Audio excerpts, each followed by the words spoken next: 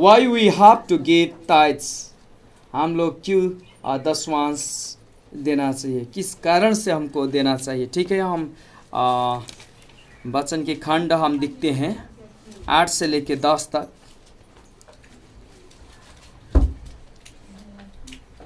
इसमें इस तरह से नेपाली में लिखा गया है कि मानिसले परमेश्वरलाई लुट्छ र तैपनि तिमीहरूले मलाई लुटेका छौ, तर तिमीहरू भन्छौ कुन कुरामा हामीले तपाईलाई लुटेका छौं।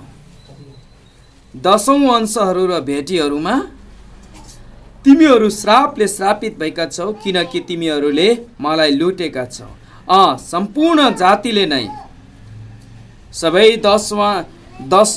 10औं अंशहरू भण्डार घरभित्र ल्याऊ र मेरो भवनमा भोजन रहोस्। अनि अब यसो गरेर मलाई जाँचै रहेर तिमीहरूको निम्ति स्वर्गका झ्यालहरू खोलेर म तिमीहरू निम्ति ठाउँ नै नहुने गरी आशिष वर्षाउँछु कि वर्षाउँदिन, सेनाहरूका परमप्रभु भन्नुहुन्छ।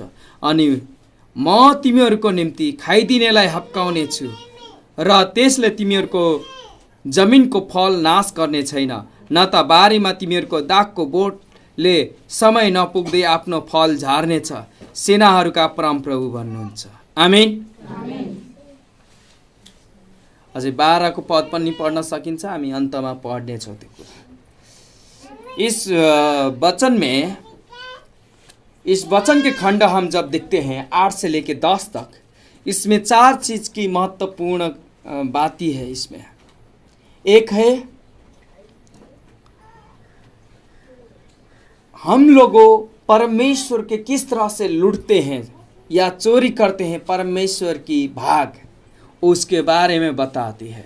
और दूसरा बात बताती है कि हम वो चोरी किए के कारण से, लूटने के कारण से हमारे जीवन में श्राप पड़ा है। क्या पड़ा है?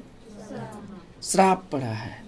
और तीसरा भाग कह रहा है कि अगर तुम लोग पश्चाताप कर लो और देने स्टार्ट कर दो तो तुम लोगों के जीवन में आशीष आएगा। क्या आएगा? और उसके बाद में वो कह रहे हैं कि तुम्हारे जो अन्न है उसमें भी आशीष आएगा, जो वो खा रहा था उसके विरोध में लड़ूंगा, जो तुम्हारे अंदर घर के भीतर वो काम कर उसके विरोध में लड़ाई लड़ूंगा, कह के 4 बात सिखा रहा है। तो हम इसके बारे में जानेंगे। इससे पहले लेवी के पुस्तक 27 के 30 बताती है कि हम अपने 10 भाग के 1 भाग हमको परमेश्वर को देना चाहिए। कितने भाग? 10 भाग की 1 भाग, अर्थात कहने का मतलब 100% के 10% हमको परमेश्वर को देना चाहिए। मलाकी 3 की 10 में बताती है कि वो सारे चीज, अन्न भंडार और सारे भजन हम कहाँ लेकर आए? मंडली में लेकर आए, कहता है। वो अपने जितने इनकम है, आपकी आमदनी जितने हैं, उसकी आमदनी की 10 भाग की 1 भाग हमको देना चाहिए। कितने भाग? कितनी भाग? 10 भाग की 1 भाग कहने का मतलब 1 भाग उधर, 9 भाग आपके साथ रखिए। कितने भाग? 9 भाग आपके। 1 भाग बड़ा है कि 9 भाग? 9 भाग बड़ा कि 1 भाग? 9 भाग बड़ा हुआ। तो आप अपने संग रखते हैं और 1 भाग परमेश्वर को देते हैं।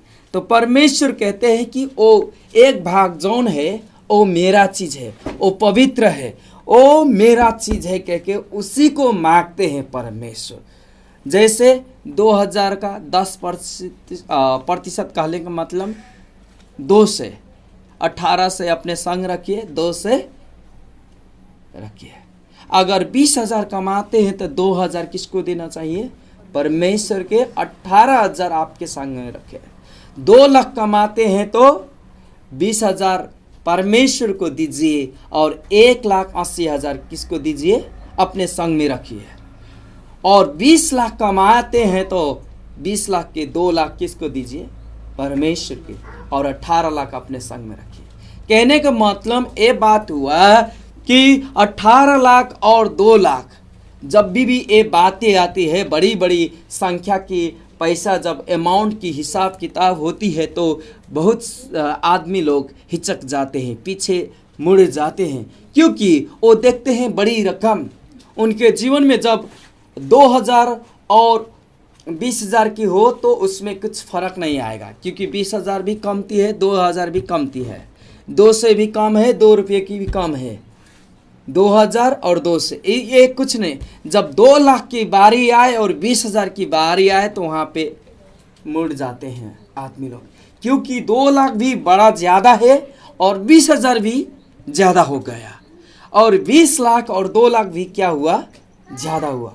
तो आदमी लोग जब भी ये देखते हैं तो उनके जीवन में ये समस्या आ जाती है कि लोभ उनके अंदर आ जाता है और वो दे नहीं पाते हैं। मगर बाइबल बताती है जब कैन और हबील में जब सबसे पहले वो जो अपने दशमांश लेकर आए तो परमेश्वर में एक आदमी, एक भाई था जो अपने फलों में से सड़ा हुआ गला हुआ लेकर परमेश्वर के देने के लिए आ गया, और दूसरा वाला आदमी था जो भाई था वो तो बड़े बड़े अच्छे पशुओं में से अपने दिया, तो उसको आदर किए प्रभु ने, तो कहा कि तू दोनों में से सबसे बड़ा अच्छा दशमांश और फल जो दिया है वो तुम्हारा भाई है। तो उसको आदर किए, और जो सड़ा हुआ लेकर आया उसको अनादर किए। तो बताती है जब अब्राहम भी इसी तरह से जब अपने भतीज को, जब वो लोग देश उनके लूट कर उनके देश अपने पोते के लोत को, उनके भतीज को जब दूसरे देश के लोग आदमी लेकर चले गए, तो अब्राहम ने जब सुना, उनके अंकल ने सुना, तो बहुत बड़ा गुस्सा कर कर वो रात में चला, और रात में ही सारे देश को लड़ाई कर कर जीत कर वहाँ के माल सम्मान लेकर अपने भतीज को लेकर वहाँ से आ रहा था। तो वो बीच में एक आदमी मिल गया जिसका नाम मलकीसेदक था। क्या नाम था? मलकीसेदक था। तो उन्होंने कहा ये रोटी लो और ये पानी लो। तो उन्होंने कहा धन्यवाद। तो उन्होंने क्या दिया उनको, उनके आदर के सम्मान में, एक पुजारी के सम्मान में उन्होंने सारे चीज उन्होंने दे दिए। हम पढ़ते हैं उत्पत्ति 14 के 20 से लेके 23 तक। उन्होंने कहा ये जूता के अगर एक लेस भी, अगर वो डोरी भी हम अपने संग में रख लें तो आदमी लोग कहेंगे कि वो तो परमेश्वर को लूट कर वो धनवान हो गया। तो इस तरह के धन नहीं चाहिए मुझे, ले लो जितना धन मेरा तो आदमी लोग खाना चाहिए उतना रखूंगा, उसके बाद कुछ भी नहीं चाहिए, ले लो। सारे धन संपत्ति वो मलकीसेदक को दे दिया। किसको? मलकीसेदक। उनके देने के बाद में वो अपने रास्ते चला। वहां से दशमांश का शुरू हुआ, दशमांश के काम। हम पढ़ते हैं उत्पत्ति 14 के 20 से लेके 23 तक। किसी ने पाई हो तो निकाल के पाठ कर सकते हैं। पढ्नुहोस्। अनि सर्वोच्च परमेश्वर धन्यका हुन् जसले तपाईका शत्रुहरूलाई तपाईको हातमा सुम्पिदिनुभयो। अनि अब्राहमले तिनलाई सबै थोकहरूको 10औं अंश दिए। अनि सदोमक राजाले अब्राहमलाई भने, मानिसहरू चाहिँ मलाई दिनुहोस् अनि धनमाल चाहिँ आफ्नै निम्ति राख्नुहोस्।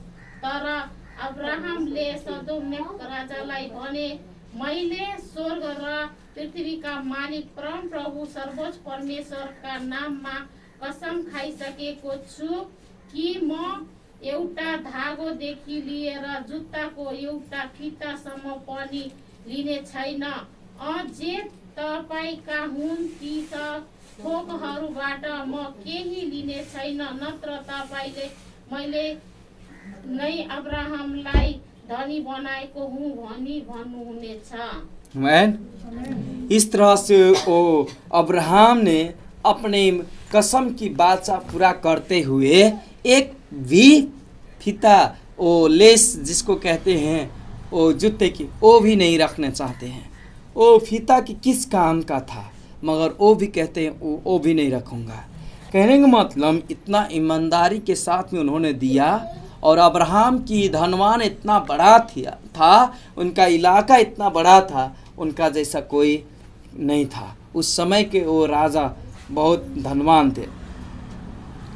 ये इतिहास बताती है।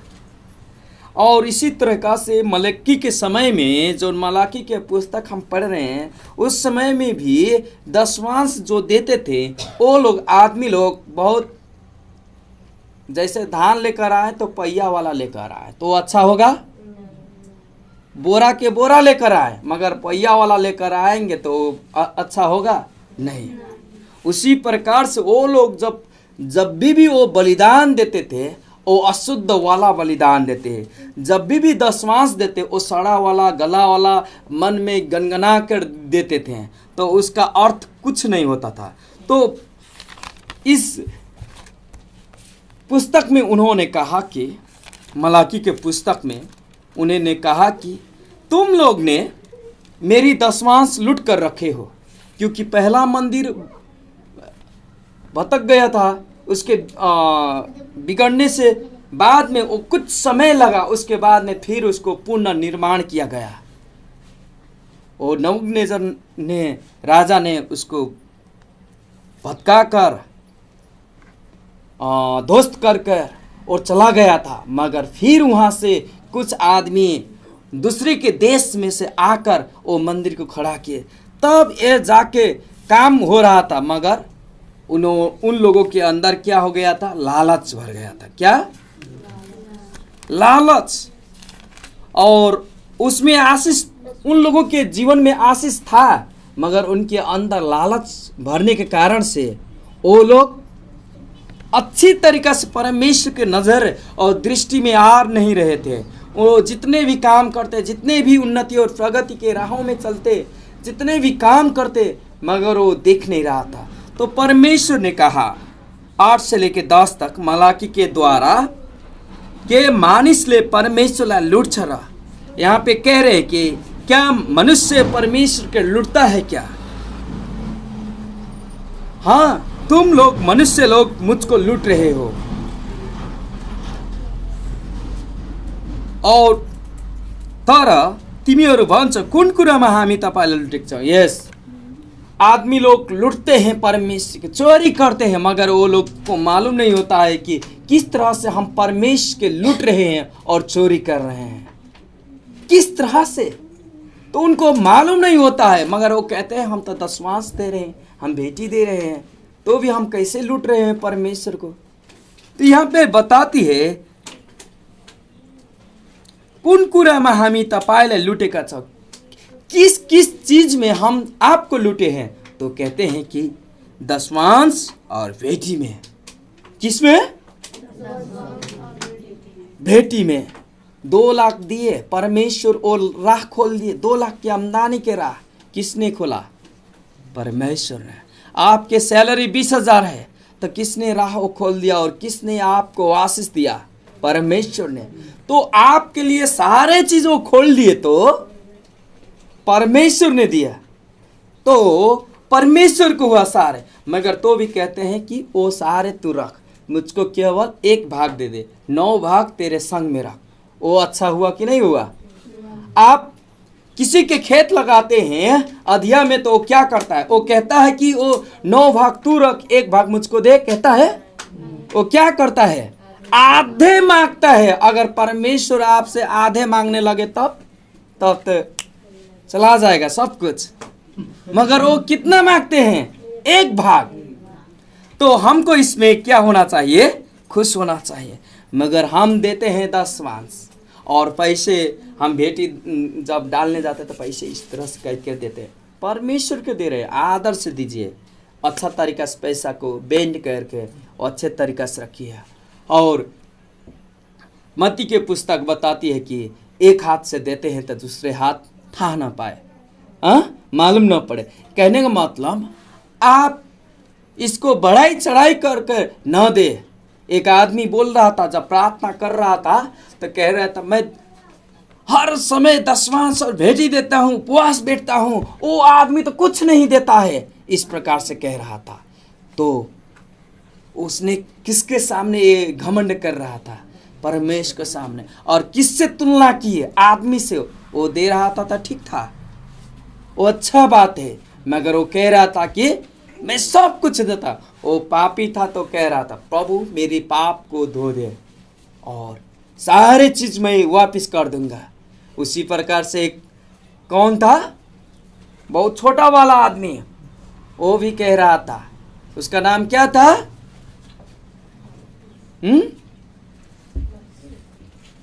एक मती भी उस तरह से कह रहा था। और उसका नाम क्या है? जक्खायस। कौन था छोटा? उसने क्या कहा? यीशु जब उनके घर में आया, यीशु ने कहा कि आज इस घर में उद्धार आई है, मुक्ति आई है इस घर में। तो उन्होंने कहा कि उस आदमी ने, उस घर की मालिक ने, जो महसूल उठाता था और चुंगली और छली कपट कर उठाता था, उसने कहा कि अगर किसी के पास से मैं अगर छल कपट कर लिया हूं, उसका 4 भाग उसका फिरता करूंगा। कितने भाग? 100 रुपया लिया है तो कितने देगा? 400। 1000 रुपया लिया है तो कितना देगा? 4000 और 1000, 5000 वापिस करेगा सीधा। तो इस तरह से उन्होंने कमिटमेंट किया और प्रस्ताव करके वो घूम कर आए, फिर गए उन्होंने। तो इसी प्रकार से इन्होंने कह रहा कि तुम लोग मुझको दशवांश और भेंटी में लूटे हो। आपकी दशवांश 50,000 आमदनी है, तो आपकी दशवांश कितना आना चाहिए? 5,000 है। आपकी सैलरी कितना है? 30,000 है, तो कितना आना चाहिए? 3,000। आपकी इच्छा हो तो 3,000 में और ज़्यादा थप के दे सकते हैं। 1,000 भेंटी, इच्छा भेंटी। क्या? इच्छा भेंटी और देना इच्छा है प्रभु के काम के लिए, तो उसमें और थप के आपके सो इच्छा भेंटी है कह के इसी प्रकार से आप दे सकते हैं। और भी धन्यवाद के भेंटी दे सकते हैं। आप मानिए 30,000 कमाते थे, अचानक से आपके 70,000 सैलरी हो गया। कितना? तो आप धन्यवाद की भेंटी 7,000 तो डालेंगे, उसमें एक इच्छा भेंटी 3,000, धन्यवाद की भेंटी खुश होकर सारे चीज के लिए धन्यवाद स्वरूप में आप कुछ घाल सकते हैं, रख सकते हैं। तो एक क्या हुआ? भेंटी के प्रकार हो गया, दशवांश की प्रकार हो गया। इसी प्रकार से आप काम कर सकते हो उनमें। और जब देंगे तो इसमें लिखा गया है तिमीहरू श्राप से श्रापित भएका छौ, किनकि तिमीहरूले मलाई लुटेका छौ। संपूर्ण जातिले नहीं, एक जाति को नहीं कह रहे हैं, इजरायली भर के नहीं कह रहे हैं, और भी आदमी को कह रहे हैं, और भी कुल की कह रहे हैं, और भी जनता के कह रहे हैं, तुम लोग मुझको लूटे हो। और उसमें क्या पड़ा है? श्राप पड़ा है। तो हम पहले भी कह रहे थे जब श्राप पड़ जाएगा उसमें, तो आपके अन्न बाली है उसमें भी श्राप पड़ेगा। उसमें कहने का मतलब कीड़ा लग जाएगा। तो फल फलाते हैं तो उसमें वो फल नहीं दिखेगा, पेड़ में फल नहीं दिखेगा। तो कुछ अच्छा काम करने जा रहे हैं तो बुरा होने लगेगा। और उसी प्रकार से आपकी पैसा डिपॉजिट कर रहे हैं एक साइड में, मगर अचानक से बीमारी आ जाएगा और कुछ समस्या आ जाएगा, और उसी प्रकार से आपकी वो पैसा भी चला जाएगा। तो क्या हुआ? श्राप उसमें पड़ा कि नहीं पड़ा? तो श्राप पड़ने के कारण से उनके जीवन इतना दयनीय हो जाएगा कि वो महसूस नहीं कर सकेगा। मगर यहाँ पे कह रहा है सबै दशवांश अंश भण्डार घरभित्र ल्याओ र मेरो भवनमा भोजन रहोस्। वो किस चीज के लिए मांग रहे हैं?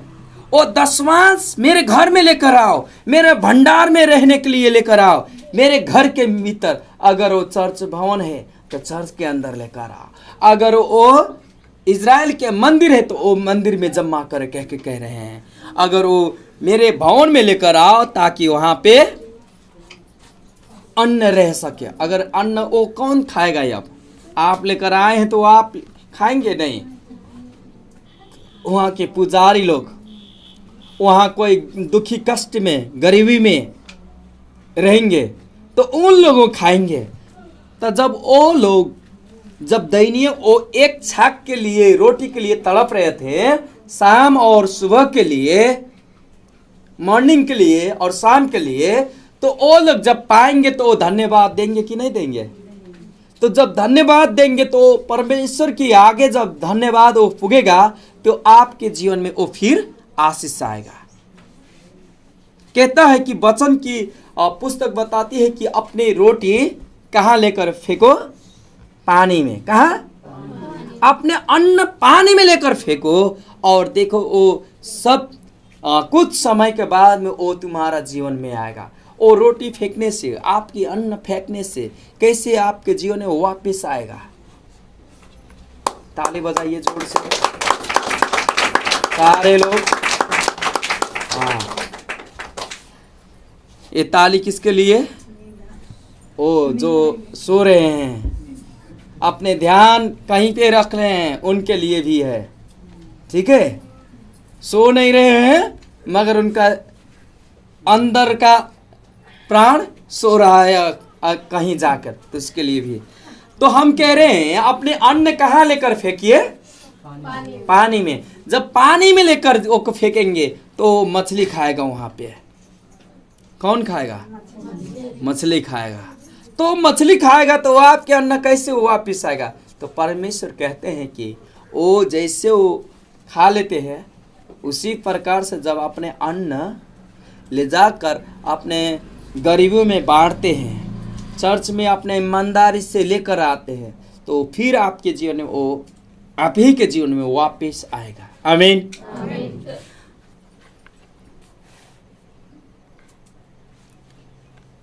आपके जीवन में श्राप न हो कह के परमेश्वर क्या कहते हैं? अनि अब यसो गरेर मलाई जाँचेर तिमीहरूको निम्ति स्वर्गका झ्यालहरू खोलेर म तिमीहरूमाथि ठाउँ नै नहुने गरी आशिष वर्षाउँछु कि वर्षाउँदिन, सेनाहरूका परमप्रभु भन्नुहुन्छ। और हमारे जीवन में ये दो पहलू आया। क्या?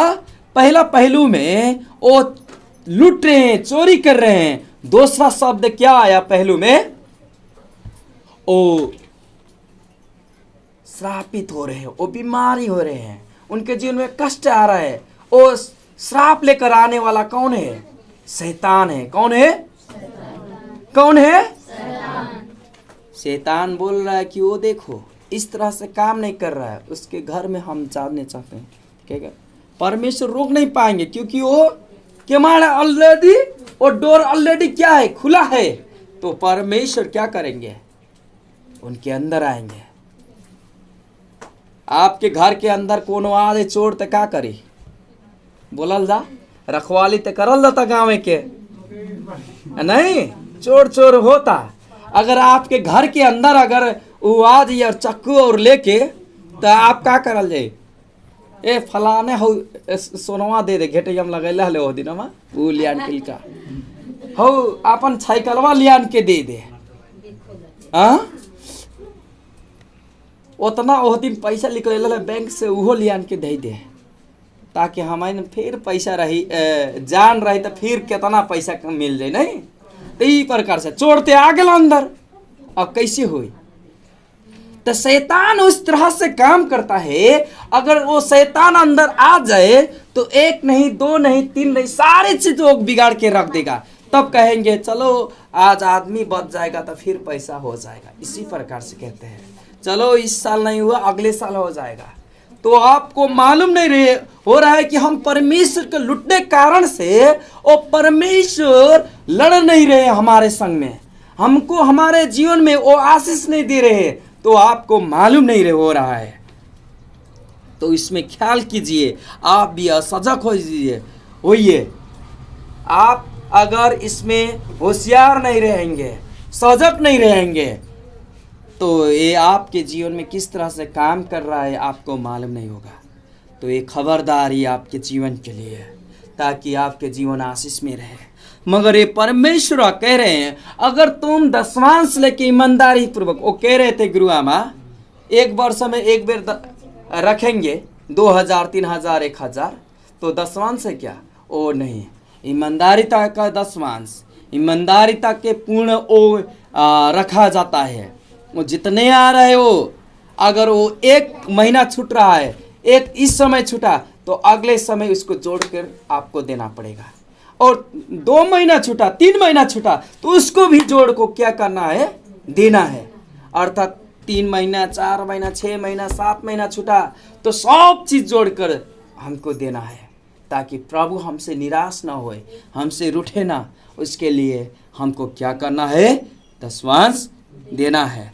तो परमेश्वर कहते हैं अब मुझको जांच कर देख। आप कभी कभी जांचते हैं कि नहीं है? हमको हमारे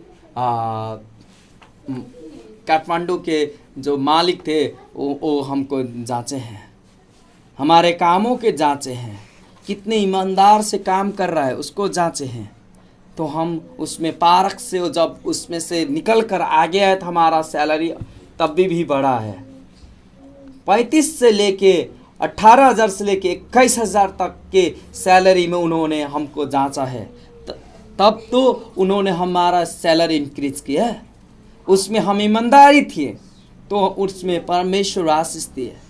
इसी प्रकार से आप भी परमेश्वर कहाँ लेकर आइए, और वो कहते हैं कि हम अच्छा है कि नहीं है, वो जांच कर देख, देख और देख, आपको लगेगा कि हमारा किस्ता छूट रहा है। अगर ये दे देंगे तो हमारा ये बीमारी के उपचार करने का पैसा वो चला जाएगा, है कि नहीं है कि नहीं है? ठीक है। सर से परमेश्वर कहते हैं कि मुझको जांच कर देख। हम लोग कितने लोग जांचने के लिए तैयार हैं? हाथ उठाइए तो। हम कितने परमेश्वर के जांचने के लिए तैयार हैं? हम अपने आप को परमेश्वर में दशवांश देकर जांचेंगे और कहेंगे कि हम देखते हैं कि परमेश्वर मेरी ईमानदारिता में आशीष देते हैं कि नहीं है। हम जांचेंगे परमेश्वर को। तो परमेश्वर में जब जांचेंगे तो उन्होंने उसी रीति से जब काम करने लगेंगे तो आपकी ऋण जो है ऋण चुकता हो जाएगी। क्या होगा? कितने लोग जो होते हैं जो घटी में रहते हैं, जब से वो देने शुरुआत करते उनके जीवन में बहुतायत से आशीष आ जाती है। क्यों आती है? क्योंकि वो परमेश्वर की जांचने लगे, वो परमेश्वर के देखने लगे। ये 2000 के नहीं देख रहे हैं, ये पैसा के देख नहीं रहे हैं, अपने खर्च के नहीं देख रहे हैं। चलो आज परमेश्वर में ईमानदार था, ये दशवांश से 10,000 आया, 1,000 ये दशवांश के लिए वो निकाल कर रख दी इस तरह से, और उसमें नहीं चलाएंगे। कोई भी समस्या आ जाए इसको नहीं चलाएंगे। जब आएगा वो शनिचर, वो जब ये संगति होगा उसको डालेंगे। इस प्रकार से कमिटमेंट कीजिए, इस प्रकार से अपने अठोट कीजिए और उसमें जांचे, तो वो परमेश्वर क्या करेंगे? आपको आशीष देंगे। तब देखिए आपके पास कितने भाग रहता है? 9 भाग। कितने भाग? 9 भाग। और कह सकते हैं परमेश्वर आज 2000 है तो हम 2 से दे रहे हैं। अगर 2 से 20,000 करते हैं, हमारे जीवन में आशीष लेकर आते हैं, तो हम उसी प्रकार से 2000 आपके ईमानदारी से दशवांश रखेंगे। अगर हमारे घर की आमदनी 2 लाख बना देते हैं तो हम उसमें 20,000 डालेंगे। इसी प्रकार से आप कमिटमेंट, हर प्रकार से कमिटमेंट कीजिए और जांचते रहिए परमेश्वर हम इतना दे रहे हैं, परमेश्वर हमारा इतना ऋण है, हम इस प्रकार से हैं प्रभु। तो आप प्रभु के जांच सकते हैं और प्रभु कितना भला है वो आप देखेंगे। कौन देखेगा? आप देखेंगे कितना भला है परमेश्वर कह के। तो कहते हैं कि अनि अब यसो गरेर मलाई जाँचेर र तिमीहरूको निम्ति स्वर्गका झ्यालहरू खोलेर म तिमीहरूमाथि ठाउँ नै नहुने गरी आशीष वर्षाउँछु कि वर्षाउँदैन। जब वो आप करेंगे, वो स्वर्ग की झ्याल खोलकर आपके जीवन में क्या करेंगे? आशीष देंगे या नहीं देंगे आप देखें, जांचें और विश्वास कीजिए उसमें और तब उनमें रहिए। ताकि वो हो रहा है कि नहीं हो रहा है कि वो जांचे, ताकि हम झूठे हुए कि शैतान हमारे जीवन में काम कर रहा है कि, और हमारा विश्वास कमजोर हुआ कि, ये सारे चीज जांचिए और उनमें निरंतर रहिए और प्रभु में देखे कि वो आशीष हो रहा है। तब परमेश्वर कह रहे हैं कि अनि म तिमीहरूको निम्ति खाइदिनेलाई हप्काउने छु। वो जो खा रहा था वो बाली, जो गाय भैंस खा रहा था उसको हप्काएंगे। जो आपके घर के अंदर वो चोर बनकर आया था, लूट कर ले गया, उसके जीवन में, उसका अगले दिन से उसके जीवन में शुरुआत होगा श्राप के जीवन। उसके जीवन में क्या होगा? घटी के जीवन। वो बीमारी से वो लटखटाते हुए जाएगा। वो जो भी लिया है उससे डबल उसका क्या होगा? वो घाटा में आ जाएगा। किसमें? घाटे में, समस्या होकर चला जाएगा। समझ रहे हैं आप? आमीन, आमीन, हालेलुया। तो परमेश्वर क्या करेंगे? जब वो काम करने आएगा उसको हपकाएंगे, उसको मारेंगे, उसको ताड़ना देंगे। त्यसले तिमीहरूको जमीनको फल नाश करने छैन। ना तो बाली को नाश करेगा, ना तो आपकी जमीन की वो नाश करेगी, मगर उसमें समय से पहले वो उसमें लगा हुआ फल भी नहीं गिरेगा।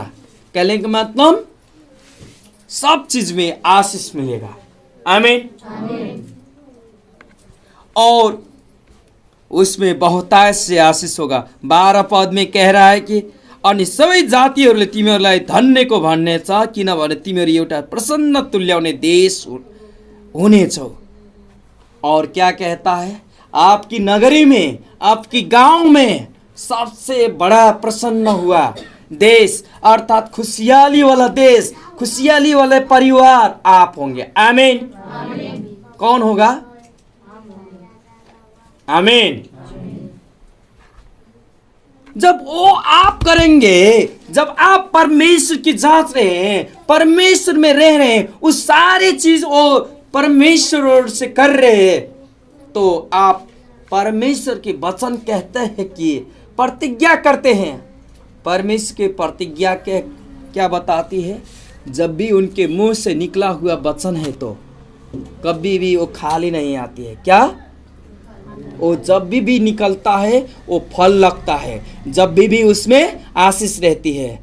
तो आप ये वचन सुन रहे हैं, परमेश्वर की प्रतिज्ञा ये है, जब तुम लोग अपने घर में से जो वो देंगे, आप लोग देंगे, तो उसमें क्या होगा? आशीष रहेगा। वो स्वर्ग की झाल खोलकर और आपकी विद्रोह में जो भी शैतान, दुष्ट आत्मा की चलखेल, कीड़ा और गाय भैंस और आदमी जो खड़ा हो रहा है उसको नाश करेंगे, हटाएंगे, और आपकी घर के क्या बनाएंगे? सबसे प्रसन्न देश बनाएंगे। आपके गांव में सबसे खुशहाल देश किसको बनाएंगे? आपको बनाएंगे, आपके परिवार को बनाएंगे। आमीन। तो हमको ये समझना चाहिए, दशवांश एकदम महत्वपूर्ण है। दशवांश और भेंटी, इसमें हम रहिए, खबरदारी से हम रहे, तो हमको ये समझ आती है कि हम क्यों दशवांश हमको देना चाहिए। अब यहाँ पे जब हम देंगे तो इस प्रकार से होगा, मगर हमको क्यों देना चाहिए दशवांश? क्योंकि एक तो अभी आपने समझ गए कि दशवांश हम अपने लिए देते हैं, हमारे घर परिवार और आशीषित बने, रोग बीमार से बचे, इसके लिए। और दूसरा बात है कि हम धन्य के जब होते हैं तो दूसरा कोरिन्थी 9:7 बताती है कि 9:7 हम पढ़ेंगे इसको। ये चर्च की पास्टर हो सकते हैं, चर्च की बिल्डिंग हो सकता है, चर्च की मिशन हो सकता है, और कोई भी समस्या पानी से, अभी हम देखते हैं सरावल गांव पालिका पानी से डूबा है, तो वहाँ पे एक मिशन जा सकता है।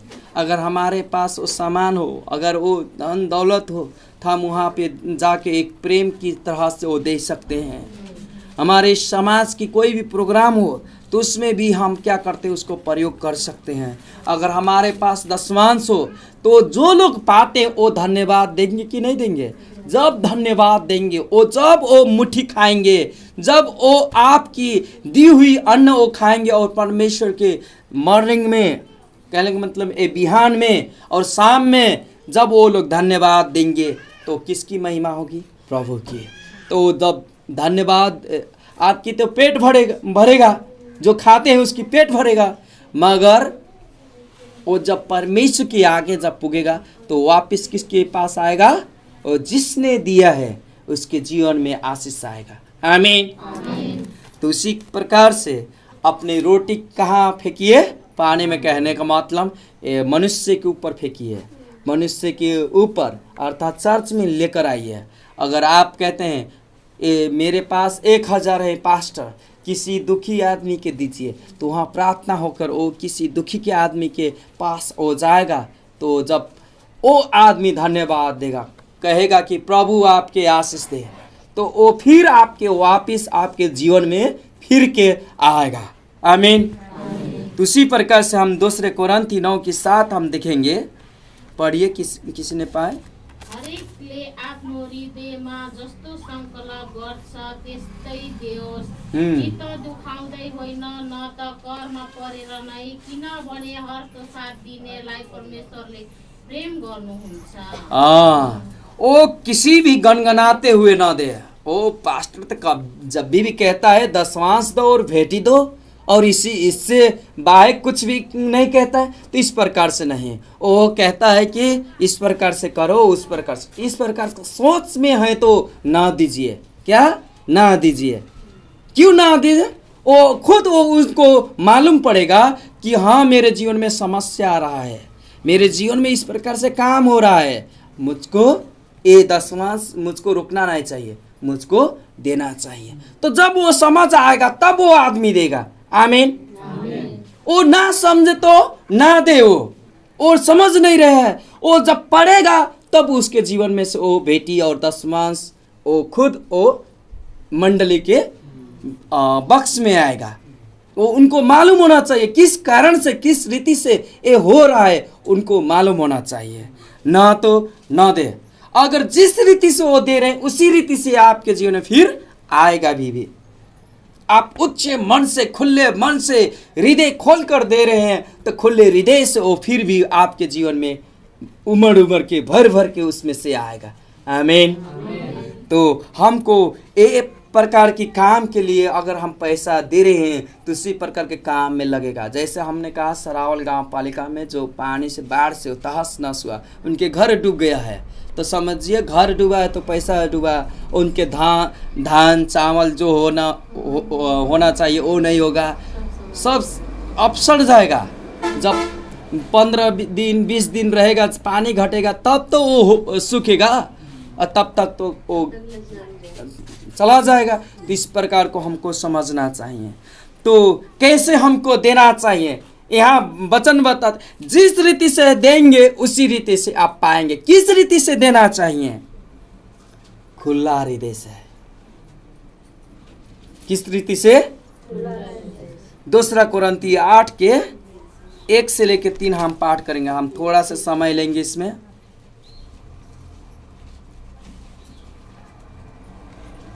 1 से लेकर 3 पढ़िए और दूसरा आदमी पहला कोरिन्थी 16:2 पढ़ेंगे। हाँ,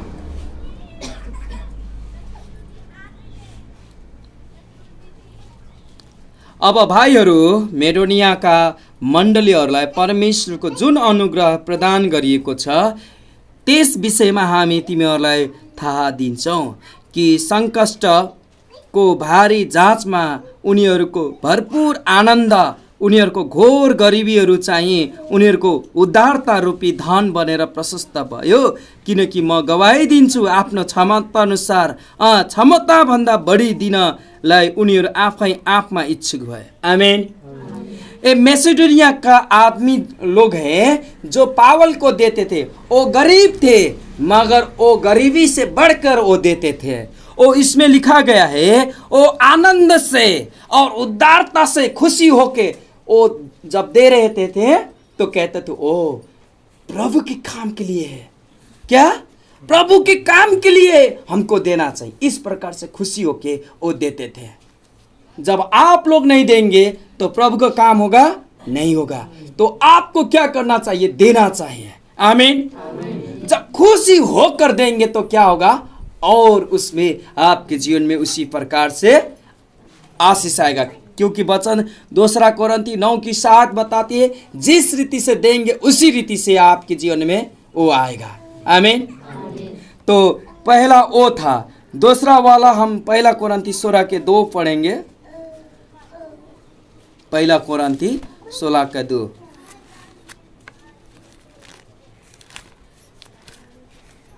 हप्ताको पहिलो दिनमा तिमीहरूमध्ये हरेक जुन जुन कुरामा उसलाई फलिफाप हुन्छ त्यही मुताबिक जम्मा पारेर आफूसँग राखोस् र म आउँदाखेरि चन्दा उठाउने कामहरूमा नहुन्। चंदा भनेको छ, यहाँ पे चंदा लिखा गया है मगर ये दान है। और दान जो आप जब भी दे देते हैं वो दान के स्वरूप में होता है, कभी भी उसमें खोजी नीति नहीं होती है। तो इसी प्रकार से उसमें कहता है आप कैसे दीजिए, रेगुलर दीजिए। रेगुलर यहाँ पे वचन कहती है हर एक हफ्ता में हो रहा है आपकी आमदनी, या महीना की हो रहा है आमदनी तो महीना में दीजिए, हफ्ता में हो रहा तो हफ्ता में दीजिए, रेगुलर दीजिए। वर्ष में एक बार दे दिया तो दशमांश हो गया, एक प्रकार के नहीं, मगर रेगुलर में कह रहा है। और मरकुस 12:41 और से लेकर 44 तक पढ़ेंगे।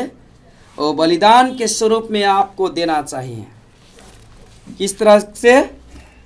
बलिदान के स्वरूप में से हम वो भी पद देखेंगे। यहाँ पे 9:7 को हम पढ़ते हैं 2 कोरिन्थी। इससे पहले जो हमने पढ़ा और किसी ने पाया तो मरकुस 12:41 से लेकर 44 पढ़ेंगे। हरेकले आफ्नो हृदयमा जस्तो सङ्कल्प गर्छ त्यस्तै देओस्, चित्त दुखाउँदै होइन न त कर परेर नै, किन हर्ष साथ दिनेलाई परमेश्वरले प्रेम गर्नुहुन्छ। है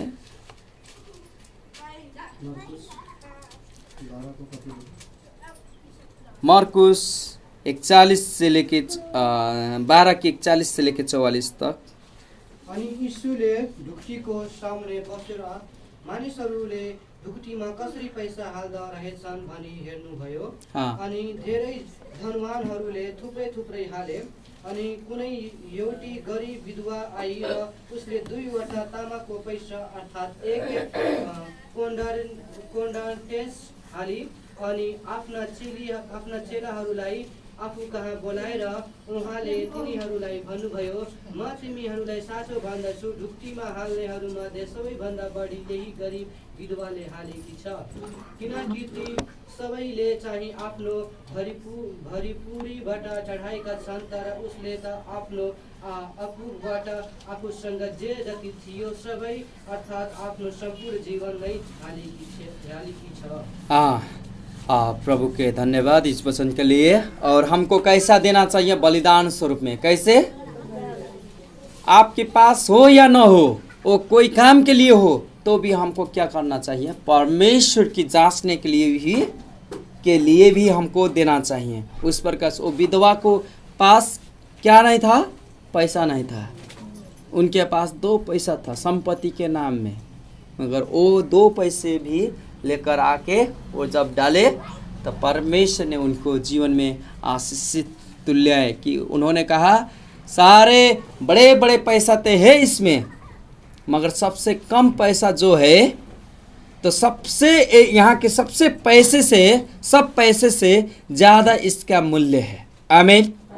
2 पैसा का मूल्य सबसे ज़्यादा हुआ। उसमें जब तौले वो तो उस प्रकार में उन्होंने देखा। तो उसी प्रकार से हम जब 2 कोरिन्थी 6 और 8 को देखते हैं तब पाते हैं इस प्रकार से हम पढ़ते हैं। तर म यो भन्दछु, जसले थोरै छर्छ त्यसले थोरै कट्नी पनि गर्नेछ, जसले धेरै छर्छ त्यसले धेरै कट्नी पनि गर्नेछ। आप कितना बो रहे हैं उसमें भर पड़ता है। आप थोड़े बो रहे हैं तो ढेर कटनी करेंगे और थोड़े। आप कितना काटेंगे इस वक्त? 2 कोलिया लागल तो 3 कोलिया काटल जाई। केना लगावल गेल बा? 2 कोलिया तो 3 कोलिया कैसे हो जाए? वो दूसरे के पड़ जाए नहीं, तो उतना में जितना फरी उतनी हो। अगर 10 बीघा लगेल ना तो कितना कटिए? 10 बीघा थोड़े हो कि ढेरे हो गल? ढेरे हो गल नहीं। तो उसी प्रकार से जितना आप लगावल जाता उतने आप क्या करल जाए? कटनी करल जाए। और इसमें निश्चय रहल जा कि जौन चीज आप छिटल गेल बा उहे चीज काटल जाए, और जितना छिटल गेल बा उतने भी काटल जाए। जौन छिटल गेल बा उहे काटल जाए, जितना छिटल गेल बा उतने काटल जाए, ओकर से बढ़ के ना है। जौन छिटल गेल बा, धान छिटल गेल बा तो धाने काटल जाए, गहूँ नहीं। और 2 कोला छिटल गेल बा तो 2 कोला काटल जाए, और 10 कोला छिटल गेल बा तो 10 कोला काटल जाए। इसमें निश्चय रहल जा। तो आप दशवांश देहल जाता तक समझल जा उहे दशवांश उहे प्रकार के हमन के मिले। आमीन। 8 पद भी बताओ तो एक दही और पढ़ल जाता। अनि सधैँभरि सबै कुराहरूमा पूरा भरिभराउ भएर हरेक असल कामको लागि तिमीहरू भरपूर हो, भरे तिम्रो सबै अनुग्रह प्रशस्त गरिदिनलाई परमेश्वर सामर्थ्य हुनुहुन्छ। अनि भरिभराउ भएर हामी भएर चाहिँ दिनुपर्छ र सामर्थ्य कामको लागि। र यही नै म भन्न चाहन्छु, जे छर्नुहुन्छ त्यो कटनी गर्नुहुन्छ। जो आप बोए हैं उसको काटेंगे, जितना बोए हैं वो भी काटेंगे। आमीन। तो आपको ये मालूम होना चाहिए दशवांश क्या है, कैसे परमेश्वर को हम लूटते हैं, किस प्रकार से श्राप पड़ती है, किस प्रकार से देने से हमारे जीवन में आशीष रहेगा, किस प्रकार के चीज़ देने से वो परमेश्वर खुद हमारी ओर से लड़ेंगे, वो आपको मालूम होना चाहिए। और जब देंगे तो आप भी ये विश्वास रखें कि एक दिन निश्चय वो परमेश्वर फिर से मेरे जीवन में वो देंगे। आमीन। आइए हम छोटे